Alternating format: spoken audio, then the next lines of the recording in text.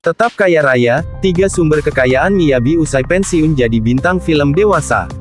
Maria Ozawa alias Miyabi tetap kaya rasa meski sudah lama pensiun sebagai bintang porno. Ada sederet kegiatan yang menjadi sumber kekayaan wanita asal Jepang ini.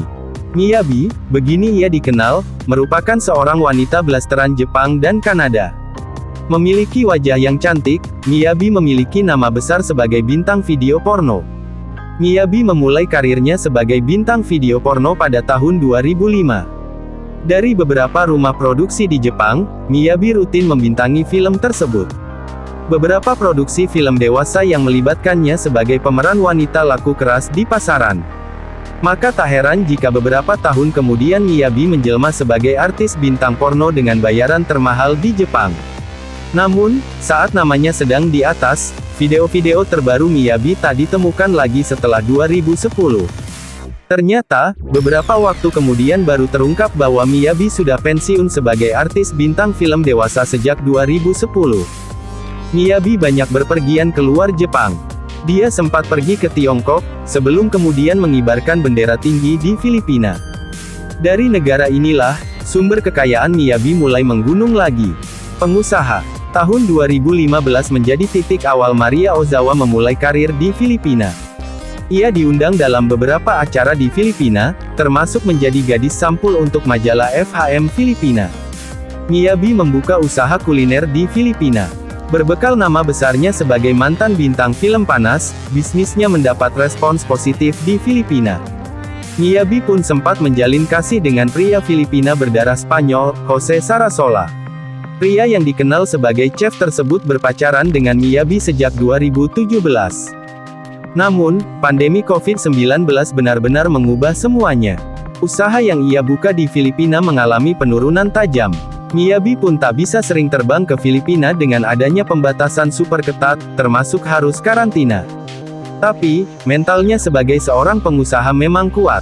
Gara-gara pandemi itu, Miyabi pada akhirnya membuka usaha kuliner di Jepang.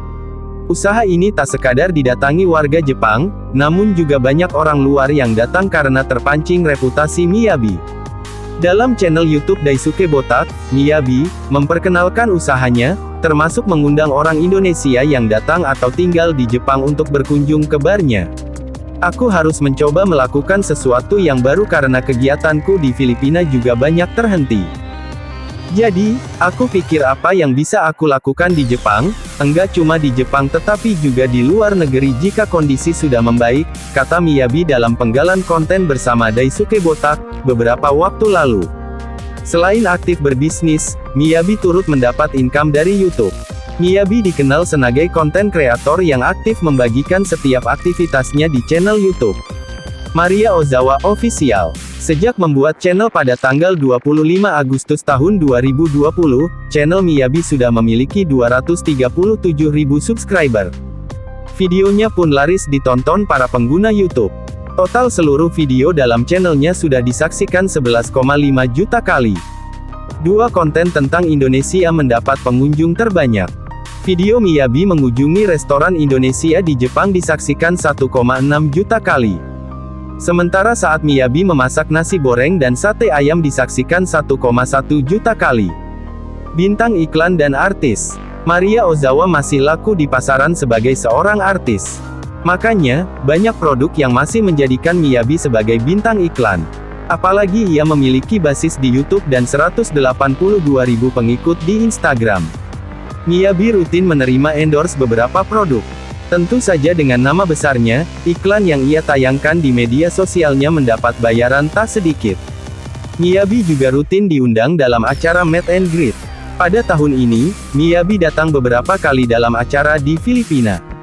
Miyabi kabarnya juga akan menggelar acara serupa di Jakarta pada tanggal 5 Juni tahun 2022 mendatang. Acara itu akan digelar terbatas.